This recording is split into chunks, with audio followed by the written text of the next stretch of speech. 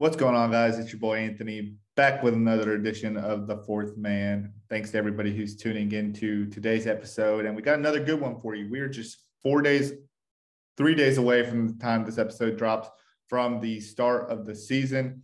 And got a couple things to catch you up on. Want to lay my predictions out there to, again, hold myself accountable, as I'm always trying to do, as well as have another dope interview with another new player to the Big Three on the back end of this. So before we get into all that, want to make sure if you're not already following on our social medias at Fourth Man Pod, Twitter, Instagram, TikTok, trying to get back involved in the TikTok game. A little bit harder than I remember, but I'm realizing editing on TikTok is a nightmare. So gonna try to figure that one out. If you want to watch the show, more of a visual podcast viewer. Sure, that makes sense. YouTube.com/fourthmanpod. Make sure you subscribe and hit the notification bell so that you have an update on when all the episodes come out from YouTube standpoint. And appreciate all our listeners on Dash Radio on the Nothing But Net channel, whether you're listening on Saturday or it's the start of your week on Monday. So maybe you're listening to this after the first week has already gone by. Let's get into it. The first thing I want to bring up here is that the Big Three actually continues to add to their list of partners and recently just partnered with The Zone. So they will have 50 plus, I want to say around 54 hours of viewing on their different channels. So, and just another way to be able to watch the Big Three this summer. Super excited about that. And I think, I haven't done a ton of digging on this particular subject, but I think the Big Three is actually going to have some of their games played on their YouTube channel. So it'll be a little bit easier to access, a little bit easier to watch. I know in the past it's been a little bit tough when the games convert from CBS to CBS Sports because for whatever reason you can watch CBS, but if you don't have exclusive access to everything that CBS provides, then you can't watch anything on CBS Sports. So now you're having to, refer to the different streaming sites or whatever, or watch the highlights of the game. So I think they're giving accessibility or making accessibility a little bit easier so that more fans can consume this. Obviously, the biggest thing for them is that they want people to actually come to the games and enjoy those games. And hopefully, if you're owners, you'll have the ability to not only go to those games, but sit courtside. So that'll be really dope. But it's really good to see that the Big Three is partnering with yet another premier brand out there, premier name company that's excited about the league as well and willing to put their product onto their different channels for other people to be able to view and watch the games this summer. So excited about the Zone partnership, just another way to be able to view the Big Three this summer and start viewing this Saturday. So 3 days away, we have games on Saturday and Sunday. There'll be 6 games. We're going to see a ton of great matchups. Going to see a ton of guys making their debuts. It's going to be really fun, really exciting. And before we get into the interview today, I feel like we wouldn't be a real podcast. We wouldn't be covering we wouldn't be covering the league right if we weren't making predictions of the games. So let's get into the games on Saturday and Sunday. And then I'm going to try to break these down as best I can and give you my predictions on who is going to win these games. I feel like last year I posted a lot of these on social media, but at the end of the day, I think people just ultimately, people will definitely there'll be more fandom within the league. So I can't say that people aren't going to just want to watch good games because people are definitely going to care about their team going to the championship this year. Hell, I might get a little bit more heat if I actually posted these on social media. So instead, if I'm gonna catch that heat, I'm gonna make sure people are listening or watching today's episode. Let's get into the Saturday games to start. We got Triplets, Trilogy, Bivouac, Three's Company, and Three-Headed Monsters and Ghostbusters at 2:30 on CBS and Paramount Plus. The games are going to be in Chicago, and the first game is a banger. You got a battle of the past 2 championships, the 2019 champions and Triplets, and the 2021 champions and Trilogy, and both teams making subtle adjustments to their team to ultimately be able to get back to the playoffs and get back to the championship game. Remember, Triplets kind of had a sour end to their season. They lost the first round of the playoffs against Three-Headed Monsters and didn't look very good in that game or the game prior in week 8 when they actually lost the #1 spot to TriState and actually another embarrassing loss. I think it all started with a tough loss against the Killer Threes, which ultimately gave them their first loss of the season, and everything just started trickling from there. So looking to make kind of redeem themselves. And then Trilogy, we know how their season ended with a championship. However, they got one and done from Jared Jack. James White finally promoted to captain and made some subtle adjustments as well. Triplets added Jeremy Pargo, Alonzo G, and Ryan Hollins to the squad, while Trilogy added Earl Clark and drafted David Hawkins to their team. And I mean, this might be one of the best openers of BIG3 history, to be honest. I mean, I know in the past we've had games where it's been like the championship rematch to start off season 1, but I mean, I think this one takes the cake. I mean, I know we only had 5 seasons, but this will be the 5th season, but this one definitely takes the cake. This is going to be an extremely good matchup, and Triplets has actually never lost to Trilogy since they've entered the league in 2019. I actually think that changes. I think Triplets is. I think there's going to be a few adjustments being made. Not saying that ISO Joe's not going to come in shape. He's a 2-time BIG3 MVP. I really like this Trilogy squad. They got a underrated nice piece in Earl Clark, and they snagged him with a co-captaincy spot. I think David Hawkins, I've talked about it a little bit, but I think he comes back a lot healthier, a lot more in shape. Bringing back Isaiah Briscoe. I think James White is motivated to try to get a 3rd chip and probably do so as a captain. And we know Stack's always going to be competitive as well from a head coaching spot. I think Trilogy, I think it's their time is now. I mean, I think they're due to get a win over Triplets, and I think they get the win here. And I think they get the win 50-46 around there. It'll be close. Definitely come down to the wire. I could see Triplets actually leading at halftime, but I think Trilogy comes back and wins this one. As long as they do what they can to be able to stop Joe Johnson. I don't think the league has found out how to guard him or has laid the blueprint down for Joe Johnson. I think he just needed a little bit more help offensively. Offense definitely got a lot better, adding Jeremy Pargo into the mix. I think Alonzo G was a nice add too as well to kind of find some other guys to create their own shots. I don't know if they had enough shot making ability on their team last year. But that being said, I really like the versatility and just kind of the core that Trilogy is not only bringing back, but is adding into that championship caliber team there. So I'm going to go with Trilogy over Triplets, maybe a hot take to start off. Bivouac and Three's Company. This is a matchup of potentially not only 2 of the biggest names joining the league this year, but I think automatically they're thrown, at least from a preseason standpoint, thrown into the mix of BIG3 MVPs. Gerald Green is a new captain for Bivouac. Three's Company has a new captain, Mario Chalmers, but maybe even more so, what people are going to be paying attention to is co-captain Michael Beasley, who seems like a long time overdue for him to join the BIG3 at this point. Three's Company is loaded. I told you last week that they're my #1 squad. Bivouac has a low-key nice team that, I think they did a good job, getting the pieces they needed in the draft. And obviously, I think Gerald's going to kill this league. Gerald Green's going to kill this league and be a really good player for him.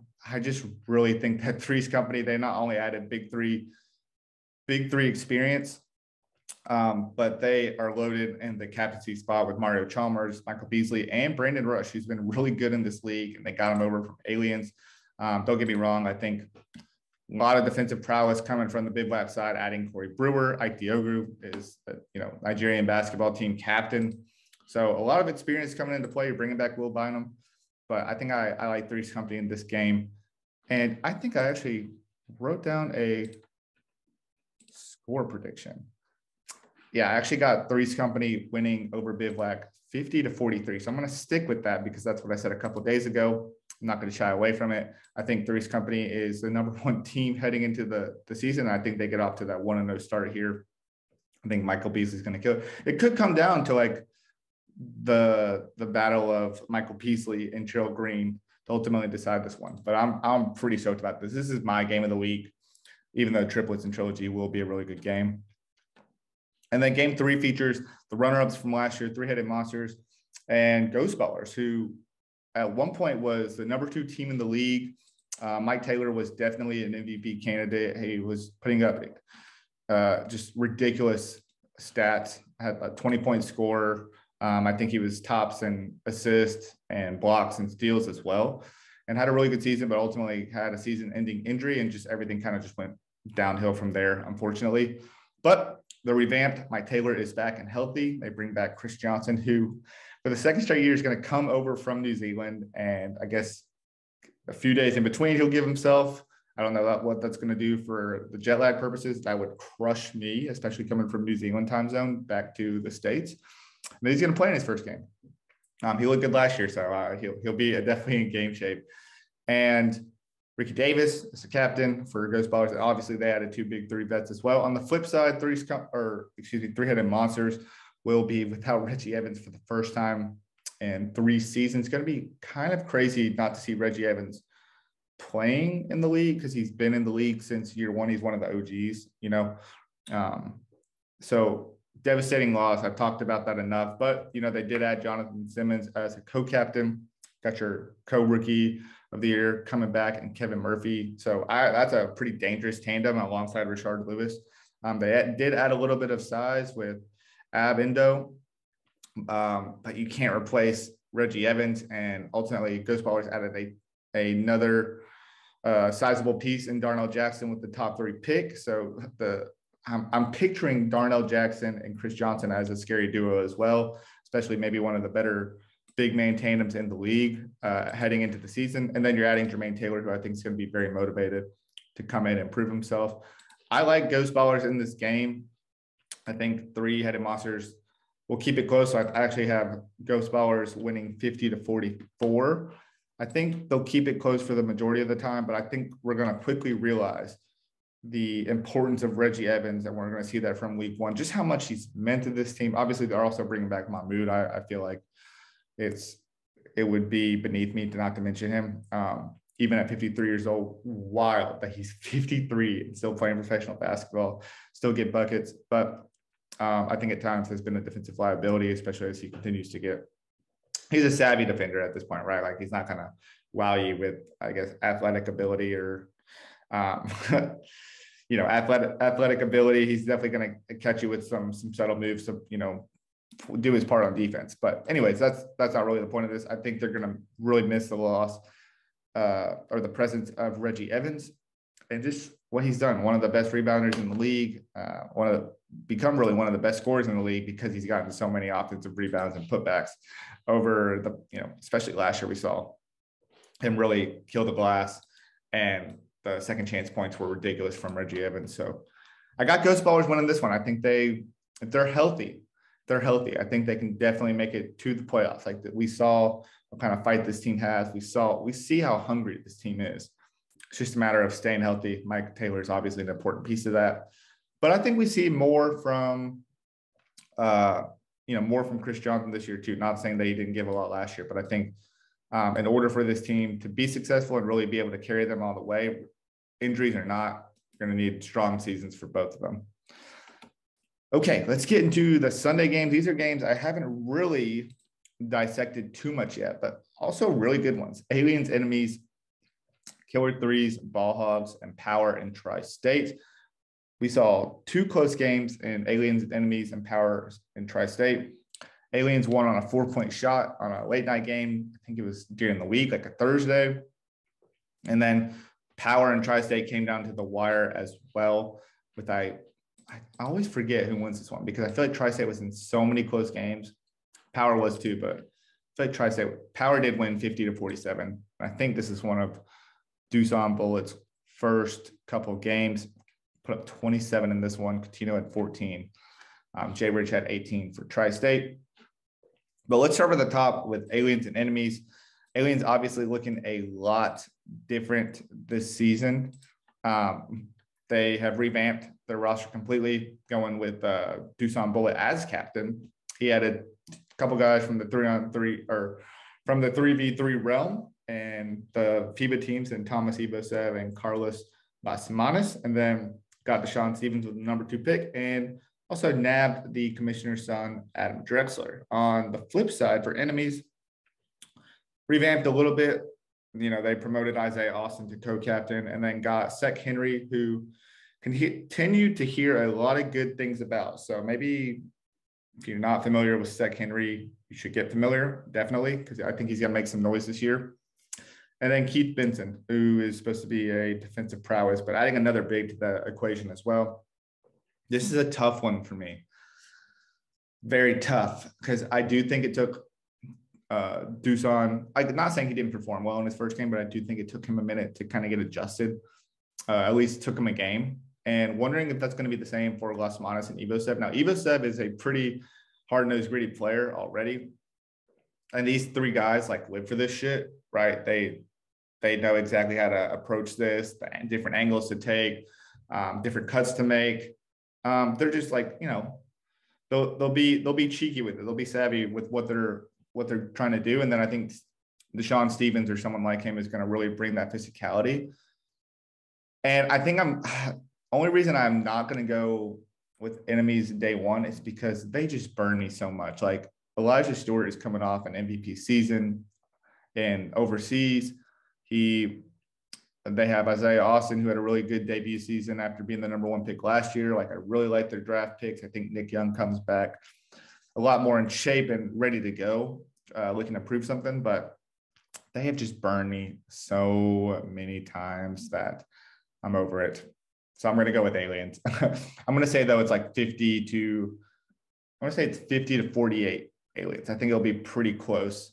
But I could also see myself kind of being burned on that one, too, whether it's enemies winning or Aliens winning by a lot more than that. So I'm still going to stick with what I said. Aliens 50, enemies 48. And we're going to move on to the next game, and we're going to like it. And the next game is Killer 3 and Ball Hogs, and two teams that didn't play each other last year, and two teams with, I think, a lot to prove, right? Killer Threes felt like they should have played Three-Headed Monsters last year for a right to get into the playoffs and didn't get that chance. So I think they're coming back hungrier than ever.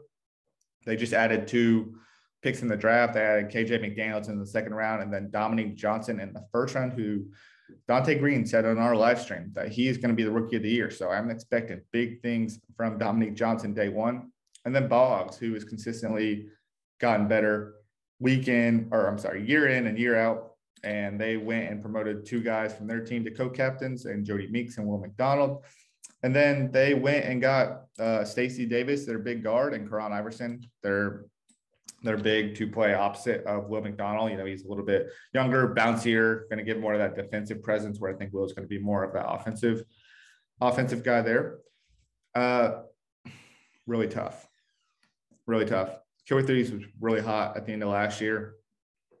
And a part of me really wants to go with Ball Hogs just because I really want to see an improved season from them, but I'm going to take my bias out of it. I'm going to be really objective here. I think Killer Threes gets it done. Dante Green is definitely not only coming for a championship, but I think he's a guy who we have to throw into the MVP power ranking. Like if I'm going to make my 4 MVP, my 4 guys in the running from a preseason standpoint, MVP wise, it's going to be Joe, Michael Beasley, Gerald Green, and Dante Green.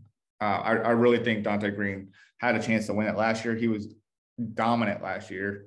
He was very close to breaking the record. I think he had 33 against Bivouac, and then Joe had 34 against Power in week 2.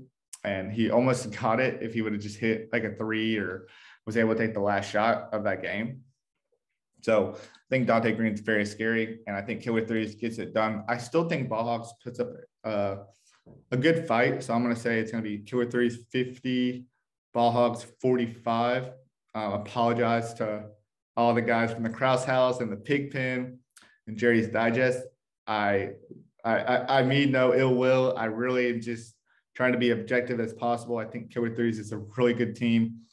And I think potentially, like if Ball Hogs, does improve, does make the playoffs, like I think it could be 2 teams that play each other down the stretch. I really do. So I'm excited to see how that game pans out. And then the last game we're going to talk about here is Power and TriState. And this one I'm pretty interested to see because Power looks different. TriState looks a little different.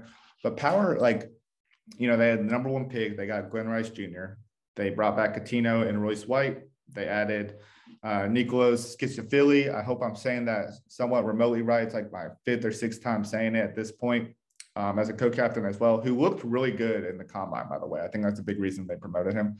But then they got Glenn Rice Jr. with the #1 pick, and they added Nancy's son, TJ Klein, to the mix. So it's hard to ever doubt Power.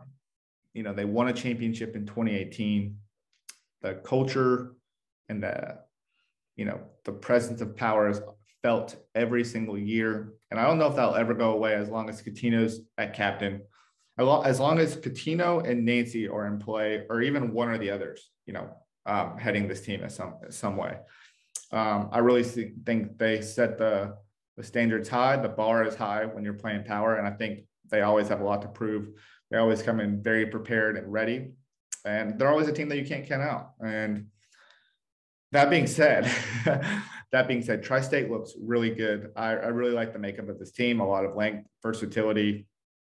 They've added with the additions of DeJuan Summers and Garlon Green in the first and second rounds of the draft, and then adding in JD as a co-captain, making Jay Rich a captain. Like, scary team. Like, this was the #1 seeded team last year. Came on strong at the end of the year. They ran into a buzzsaw in Trilogy, who they took off in the playoffs and looked really good. You weren't going to stop Jared Jett from getting that championship. And you weren't going to stop Steven Jackson from getting his first Big 3 championship and, adding to his hardware. So it was tough, but TriState were still a really good team. Now you got more of Justin Denman this year. DeJuan Summers and Garlon Green, I think, can give you a little bit on both sides of the ball. I really do, along with a little bit of size, and be able to make this team scary when it comes to, defensively, what they can do. They can switch multiple different players. You can go really big with this team. Even if you go really small with this team is still pretty big. So I'm really excited about what TriState has to offer. I'm really excited to see Glenn Rice Jr. If you aren't aware, there's a new one-on-one league out there that Tracy McGrady started. It's called the OBL League, and Glenn Rice Jr. was actually, so I guess like every guy who wins at every like regional stop, or like every city they go to, gets a chance to go to Vegas to compete for $250K. And the first place they went was Atlanta, and Glenn Rice Jr. was actually there and won the first ever regional there. So, we know what kind of game he has from a one-on-one isolation standpoint, but I'm excited to see him in this league. Like, I think he could be a sneaky pick to make some noise as well. Like, I'll tell you, like, team-wise, there's definitely some certain teams that I'm just keeping my eye on, but the 2 players that I'm looking out for and excited to watch, Glenn Rice Jr. and Seth Henry. Those are the 2 guys I'm going to watch. So, all of that being said, time for me to make a prediction. As much as I want to say TriState, because I think they're going to be a really good team. So hard for me to count out Power. This one I am so on the fence about. I mean, these are, gosh, and then I'm going to go against Dr. J, the swaggiest coach in the league. Like, how am I gonna decide between those 2? Really tough for me. I gotta make a decision though. I think I'm gonna say Power. I'm gonna make this as close as possible. I'm gonna say this is the only game that goes into extra points, which at the Big 3 you have to win by 2. So I'm gonna say this game is like 49-48, and then Power hits some kind of 3. I'm gonna say it's Coutinho. So I'm gonna say Power 51 and TriState 49. That'll be my only game over 50, which is really hard to predict, but we're gonna attempt at making it happen. So that being said, that is pretty much the bulk of what I wanted to say. I'm really excited for everyone who hasn't got to see or follow along with the Big 3 while the season's going on to be able to tune in. And whether you're someone who's been a part of the Big 3 or watched the Big 3 for a long time, or been a part of the community for a long time, or you're someone that's new to the league, didn't know anything about it, and now is really invested in it for a variety of different reasons, I'm really excited for what's to come in season 5. And because I'm so excited, we had to bring on another player who's also excited and making their Big 3 debut this weekend. That's Garlon Green, who was drafted was the 2nd round pick of TriState, the brother of Gerald Green, who is with Bivouac, where, maybe I'm foreshadowing a little bit, but was supposed to be a part of that team. So we got the opportunity to speak with Garlon Green and really excited about that and just kind of what his expectations were, you know, what draft night was like for him, all those different things. So again, thank you to everyone who tuned into this half of the episode, and let's get to our interview with Garlon Green. All right, cool. Today we're welcoming on one of the newest additions of TriState. He was taken with the 16th overall pick in the 2022 Big 3 draft. Garlon Green, appreciate you taking the time to again, as always, and welcome to the show. Thanks for having me, man.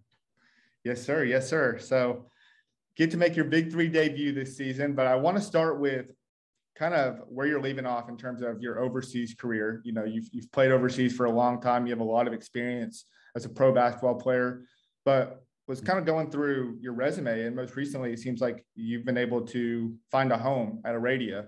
Typically, it seems like it's kind of hard to find that home consistently playing overseas. You're kind of bouncing between different countries and different teams. But what is it about Aradia that have made you want to re-sign there for, I think this is your 3rd year playing with them? Definitely the people in the organization. They made me feel a lot like home. And for me, it was just easy for me to, for me, it's all about my family. So I travel everywhere with my family with me, and they did a really good job of making me and my family feel like at home. So that was just a big thing for me. And just the people there are great. I built strong, lifelong relationships with these guys there, and they wanted to win too. You know, they really we did some special things in the FIBA tournament, the FIBA Euro Cup tournament, the last 2 years in a row. So they have, you know, international expectations, and that's what made me want to go there, just to kind of compete on the international level in Europe. And the people are just great. The coach was amazing. Coach Hakeem was great. To Shaban, the president was amazing, and everyone that Marius, the trainer, everybody was great. So, man, that's amazing. And one thing you mentioned in there, which is typically why a lot of people play in the Big 3, is that they get to play in front of their friends and their family and be at home. But it sounds like you're getting to travel with your family, which is really cool. So you'll have not only the opportunity to now be at home, but also your family will get to be at home as well. And as cool as it is to travel, you know, I'm sure they're happy to be like settled and everything back at home this summer.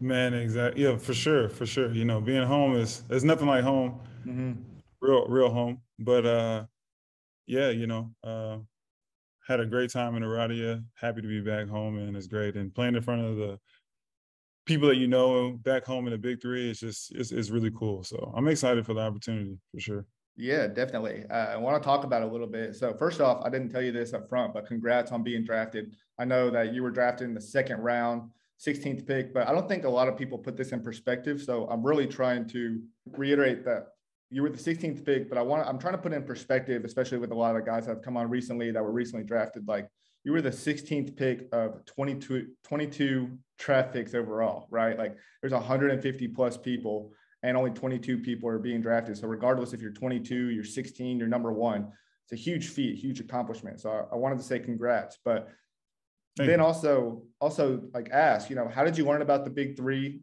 How did the opportunity come about? And is it something that you've kept up with, or kind of, you know, you're playing catch up a little bit here? Yeah, I've definitely kept up with the Big 3. I like basketball. I'm into all types of basketball, cool. Whether it's 3-on-3, 5-on-5, or, you know, outside in the park when I drive by. Like, I'm just a fan of basketball. I've always been. And so when I seen the Big 3 on TV, you know, I'll watch it.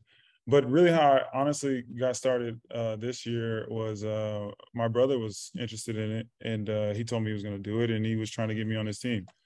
And he told me to enter myself in the draft. So I entered myself in the draft, and we were supposed to be on the same team. You know? I ended up getting picked before he got a chance to. Well, he picked someone else first, and then he was going to pick me second, and before, you know, he had a chance to pick me, someone else did. So yeah, it's a really interesting conversation, because there's a lot of guys, right, who are kind of auditioning themselves in the combine, but then there's also a ton of other people that are really good, really talented, that are in the draft pool, but they just don't have the opportunity to participate in the combine. So now it's like trying to figure out how to solidify yourself. again, a lot of the things in the big three is like connections, right? So like your brother, for instance, Cube, I know really wanted your brother to join, and then he was trying to get you on his team. But it was very intriguing on draft night because I actually, we do a little bit of mock draft.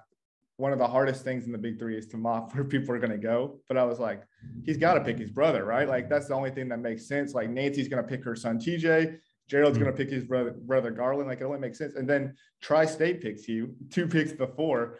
Talk to me a little bit about like draft night. Like what do you know about a lot of the guys on TriState, and what was your reaction when you're like, oh, I'm not going to be playing with my brother?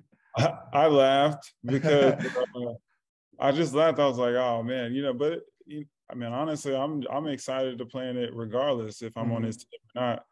And it'll be kind of fun to play against him. We played with each other when we were kids, but at the end of the day, it's just basketball. It's just a game, and but yeah, no, it was cool. It was pretty interesting. I laughed. I called him immediately. I was like, man, look at you. Come on, man. Like, you should have booked me first. But I was gonna ask, why didn't he go with you first there? I'm not sure. I think I actually like his pick. I think his team is actually gonna be a pretty good team for the big three. Honestly, I'm so high on Gerald. Gerald he's such a good player for this. He's really finna go crazy. But I think he was looking for, he wanted to pick me, but I think he was looking for more of a big for his first pick. I think they wanted to go with some size, and then they were looking to kind of get me in the second round. You know what I mean? A wing like that in the second round. They couldn't get me, so they got Corey Brewer, it's Corey Brewer. So for sure, name speaks for itself. You know what I mean? So I mean, it's all good. At the end of the day, my brother is the reason why I got this opportunity. So, I'm thankful for it. And, I'm just excited. I mean, it's pretty cool that someone else, picked me, and I'm excited to help that team as well, so. Yeah, 100%. And I guess, your brother Gerald probably was doing his homework. Historically in the big three, bigs are usually taken pretty early on, especially in the first round. And then you go for versatility, you go for wings and length and stuff like that. But yeah, that's tough. And Bivouac had a tough draw because, in the big three draft, they do lotteries for each draft. So to get like the middle pick of each round is also a tough draw. Yeah. But okay, so now you're on TriState. The team looks a little bit different. Obviously, they're bringing in you, and they're also bringing in DeJuan. But a little bit different. Last year, they had Nate Robinson as the captain. Now you got Jay Rich as the captain there. And then Earl Clark, who was their number 2 pick last year, ends up going and getting promoted to being a co-captain at Trilogy. So now Justin Dittman, JD, co-captain. Larry Sanders returns as co-captain. What are your thoughts on your team? Do you know any of these guys, pretty well, or, what are your thoughts on this team? I pretty much know of all the guys. Yeah. Nice. Man, we got a good team. Yeah, I think so too. I think we got a good team, and I'm excited to play with these guys. I pretty much know these guys. I've seen them play. I don't know if they know me, but I've seen them play. I've seen them play a lot of years, especially Justin Dittman overseas and stuff like that. And, I know he played in the league too, but obviously Jay Rich, Jay Rich, sure. I'm honestly a big fan of his when I was a kid, but I think we got a tough team. I think we got a tough team all the way through, so it's going to be interesting. Yeah, I think your team isn't being talked about enough here early on. I mean, I think you got to really. Larry Sanders. Let's not talk about Larry Sanders. I mean, he should be in the league right now. So facts. Defensive Player of the Year last year. Just adding to his accolades and his different hardware and stuff. So yeah, I think you got a really solid team. I think length goes a long way, but then you got to obviously JD's a really solid guard. He came in late in the season and was a runner-up for 4th man of the year within 5 games. So you got a really nice squad. Gerald should be scared of the team. There's potentially the chance. So are you familiar with the bring the fire rule? That's the 1-on-1, huh? Yep. So you can dispute a challenge or a foul call. Yeah. So there's potentially a chance, obviously you'll have potentially multiple chances to be in the bring the fire rule, but even you play your brother's team in week 8, potentially a chance that you maybe go 1-on-1 if there's a dispute between a challenge. But just bringing that up, do you have any, I know you talked earlier, you played one-on-one with him before, or played against him before. Do you have any memorable moments playing him like in your earlier days, just one-on-one or anything like that? No, I mean, man, I have so many moments with Gerald. When we were kids, we were playing. He'll like teach me like when we got older, he would teach me like little things like how to shoot. Mm-hmm. He's my brother. He's my older brother. Like that's what he's been all my life. Mm-hmm. Even now he's still. We're both grown men in our 30s, and he's still like giving me advice as an older brother. At times, like but yeah. No, just all the memories of us playing together, playing around the world, playing horse, playing all kinds of stuff, Yes. Those are just memories. Nice. Yeah, around the world. That's one I haven't heard in a while. Yeah, around the world. My dad used to have me and my brother doing it. Outside, we had a goal right in the cul. We live in the cul-de-sac, so we had a goal in the cul-de-sac. And my dad would have us shooting around the world, just going back and forth, back and forth. So, yes. It used to be so fun, but we used to play on those kind of like those janky goals, or like the goals that get torn up really easily. So like they'd have a little bit of a dip in the rim and stuff, and you kind of know how to hit it to roll it in. Yeah, this was one just like that. Perfect. The goal. I used to always remember playing one of my like good friend's house, and like always felt like he had home court advantage. He just knew how the ball would drop in, so that's really funny. One thing I didn't ask about your team in TriState, like, got a really solid coaching staff. Obviously, Dr. Che is your coach, but then his assistant coach, Steve Mix, is, I don't know if a lot of teams have like a true assistant coach like Dr. J does, but, what are your thoughts on Julius Irving being your head coach? And have you had a chance to like get on any calls with him or the rest of the team? We haven't spoke too much yet, but man, I'm just excited to be with the team. Obviously, be under Dr. J, learn some things through the coaching staff, and it'll just be fun. Obviously, he's a legend, so it's a fun thing. Man, he's got a lot of swag too. Like he pulls up and he's dressed really nicely. So good luck competing with that. Like, just coming in and just like best dressed, everything like that. So I've seen a few of your highlights. I'm not going to sit here and lie to you and say that like I was really familiar with your game. I've definitely watched a lot of highlights as you got drafted or as your name was entered into the draft pool. Something I was trying to keep up with. And obviously, don't take this in the wrong way, but I feel like you and Gerald have very similar games. I mean, I think he said he taught you a lot, so that could be as expected. But I also made the hot take that might be a better dunker than Gerald. Do you think you might be a better dunker, or maybe an in-game dunker? Okay. Nah, see, I ain't even finna do all that, because at the end of the day, that man is a freak. I don't know what's going on with him. I mean, nah, Gerald is one of the best dunkers in the NBA ever. Yeah, 100%. Yeah, like that alley-oop dunk that he did against the Rockets when he was with the New Jersey Nets might be one of the best in-game dunks of all time. You mean the one where he like caught it, like reversed, windmilled it? No, yeah, well, he caught it and windmilled it, and his head was here and his head was like up here. That's one of the best dunks ever in any game. Yeah, recorded on film. For sure. It's to be top 5. Name me 4 more better dunks. No, I don't think I can. Vince Carter dunking over the 7-footer in the Olympics. Yeah. Gerald's dunk. Give me one more. Maybe some type of LeBron dunk over. Yeah, I mean, I'm sure there's a couple with LeBron where it's like been off the backboard. Maybe a couple of Blake dunks, dunking on Kendrick Perkins or somebody like that. Or who was always like the recipient of one of his dunks. Pau Gasol, I felt like was always one of the recipients of his dunks. But I'm still taking Gerald's dunk over that, because of the weight, bro. People get dunked on all the time, but no one's putting their head up. His chin, not his head, his chin was over the rim. That's sick. Yeah, and that's like pre-social media. So the fact that like it's being pulled from the archives and like being posted like probably daily on accounts is nuts. It's crazy. I always say this: Gerald and Vince Carter are 2, in my opinion, of my favorite dunkers of all time. Mm-hmm. And they got the same birthday. No way. I didn't know that.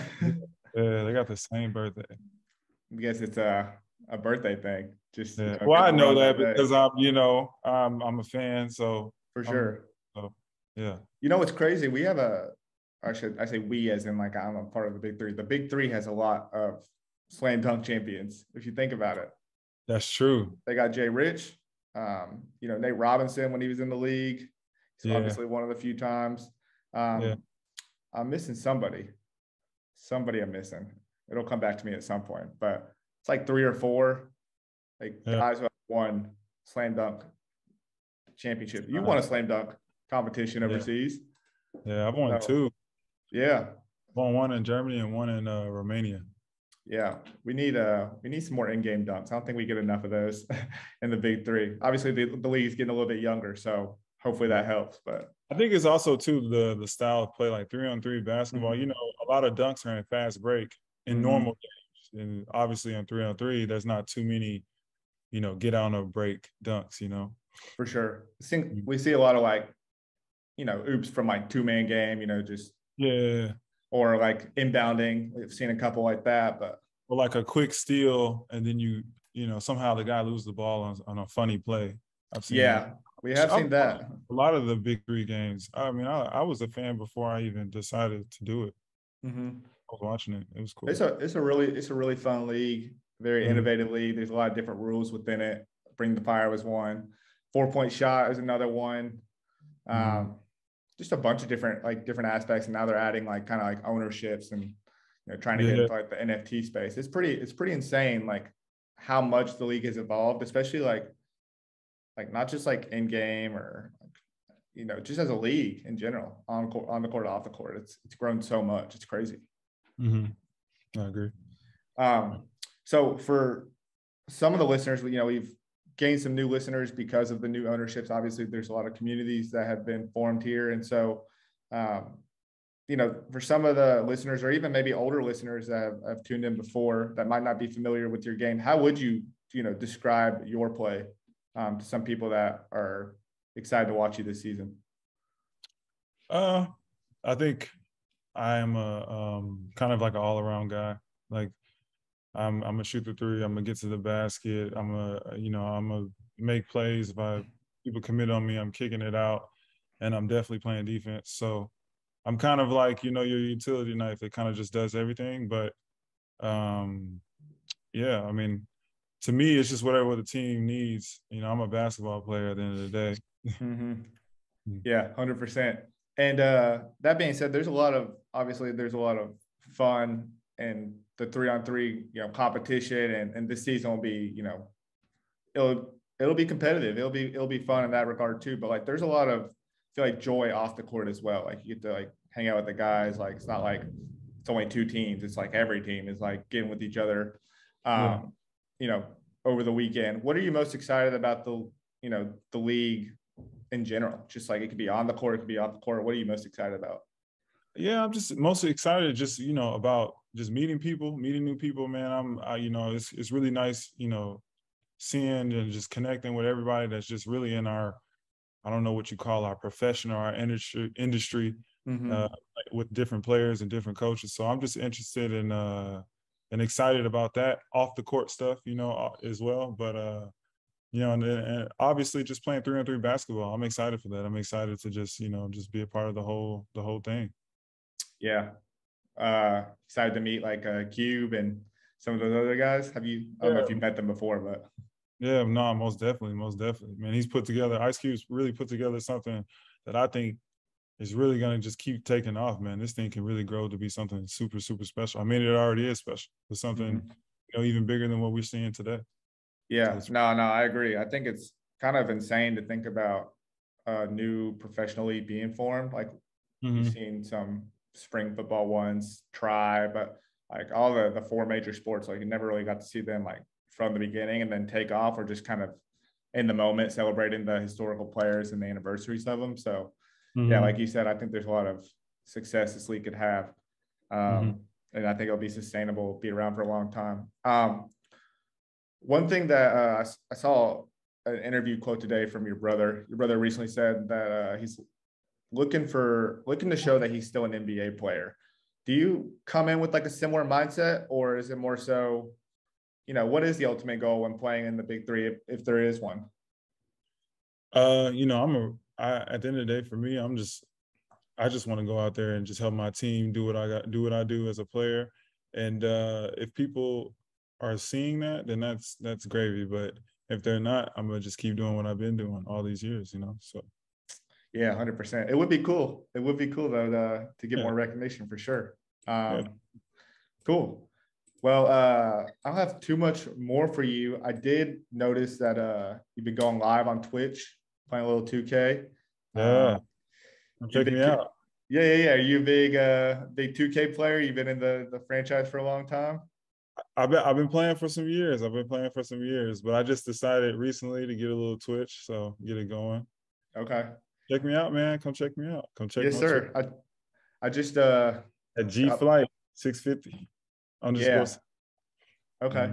Definitely will check you out. I checked out one earlier today because I'm just getting back to 2K as well a little bit. You play? Play a little bit. Yeah. I play a little my career here and there. I saw you were in the park. I've been playing a lot of rec, but rec's been a little dead lately. I'll play in the rec. Okay. Yeah. Okay. Yeah. We'll have to link up. That'd be cool. But notice that you're not only a content creator for Twitch, but it looks like you started a podcast. So I just want to kind of like open the floor to you to give you an opportunity to plug anything that you're working on, or that, any kind of foundation you might be a part of, or anything going on like that. Where can people find you and your social media and stuff like that? Oh yeah, man. You can just check me out on my Instagram at G.Green _44. And basically, I wrote a book, Crossing Borders, just talking about, just the overseas journey that I've had, and just trying to give guys tips of different things like contracts, agents, different markets in overseas, to kind of understand like where you're going and is it fit for you and where you are and what stage of your career. It's just kind of like an advice book, just like a mentoring thing, because I'm just trying to give guys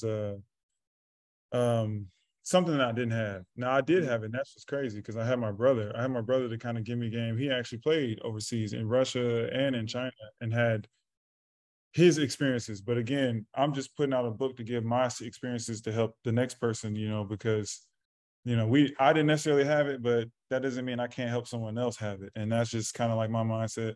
I just want to help somebody. I ain't really trying to, do nothing, super extravagant. But what my extravagant is, if someone can pick up this book and see, oh yeah, okay, this market, that market, and then get the conversation going, talking about different things, like maybe a players union overseas.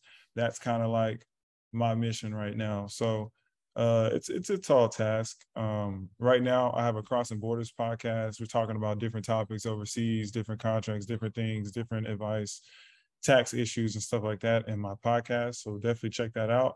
Everything is in my link tree and my bio on my Instagram at G.Green _44. So just go check that out.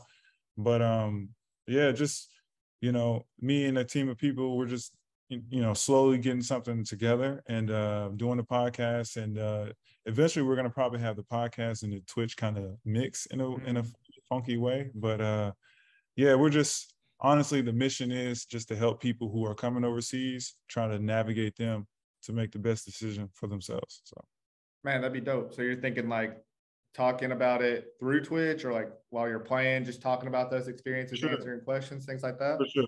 Because there's a lot of guys in the industry who are gamers. There's a lot of athletes that are gamers, a lot of people that can give so much game and give so much advice to younger guys, or even guys who are in the middle of their careers trying to figure out, should I go here or should I go there? Because, I've even been to that point, so this is just something that'll give people that opportunity. So just tap in.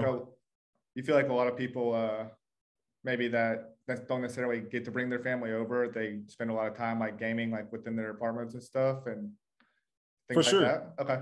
Sure. And I even know players who got family. So I'm one of them that games. And not trying to exclude you or anything, just wondering. No, I'm just you have different players because we have a different lifestyle. So you have players that do different things. Not all players are gaming or whatnot, but But the players that I do know, I know they have really beautiful experiences, and I want them to give them an opportunity on the podcast to come and share that, like what I've done with my book. So the podcast is for players, and the Twitch will be for when I get people together to talk about their experiences and give them an opportunity to help someone else too. So that's kind of like my mission, just to help people out, man. Because I think as a whole, we all will do better if we kind of connect together and talk about different topics and different issues and creating unions and stuff like that we don't have overseas. In the NBA, they got a players union. In EuroLeague, the highest level in the NBA, they have a players union there too, but that's it. There's so many other levels overseas and so many other markets overseas that are good markets that don't even have a players union. So I would hope to be a part of and start. I am creating something to help with that, but step by step. So. Yeah, no doubt. Dope. Any way I can help pass the information along, for sure. That sounds really cool, and I'm excited to see what pans out from that. Last thing I want to ask: what number do you plan on wearing this year? I hope 22. Okay. One of my favorite numbers. It's my dad's number, and I was a big fan of his when he played baseball. So nice. My dad played for a long time. Like even going to his like rec leagues, he would play. I'd go out there and watch him. But he was number 22, so that's my number I stick with as best I can. Okay. I like it. All right, Garlon. Well, I really appreciate the time today. Best of luck this summer with TriState, and excited to link up with you at the end of the season, see how the season went, and get a review of your first season in the league. Man, appreciate it. Thank you, sir, for having me. All right, that was our interview with Garlon Green. Garlon, just want to say a big thank you to you. I really enjoyed the conversation on camera, on record, but also off the record, just speaking to you before and after. Gave a lot of really good advice, and you have an amazing path that you're trying to do. If you don't know Garlon Green, he was talking about it at the end of the interview, but really just trying to create and help a lot of people, create a path and help a lot of people that are planning to play overseas and what they need to know, and educate them on that, and trying to create players leagues in different areas and different leagues across the world. So, if you want to support that mission, obviously you can follow him. He's doing a lot of good things and providing a lot of great resources, but I just want to say, I appreciate your time and best of luck. I think TriState's going to be a really good team, and it pained me to have to say that you guys are going to lose this weekend. So maybe more, not that these guys really need fuel, especially not from me, like I'm going to really like fuel them up or fire them up, but maybe it's just a little bit more fuel to the fire to anybody who might be down this team. But sneaky team, I'm telling you, like I think I ranked them right outside my top 4. I really think this could be a top 4 team. And I think this team, if this tells you anything, they were the number 1 seed last year. This team, I think, is better than last year's team. Hot take for what it's worth. Thanks again to everyone who tuned in. Again, if you're not already, please follow on our social media pages at Fourth Man Pod. That's 4TH Man Pod. You can follow or watch the show on YouTube, youtube.com/Fourth Man Pod. Make sure you're subscribing and hitting that notification bell for all the episodes. When they're live and released, you'll have the notification sent to your device.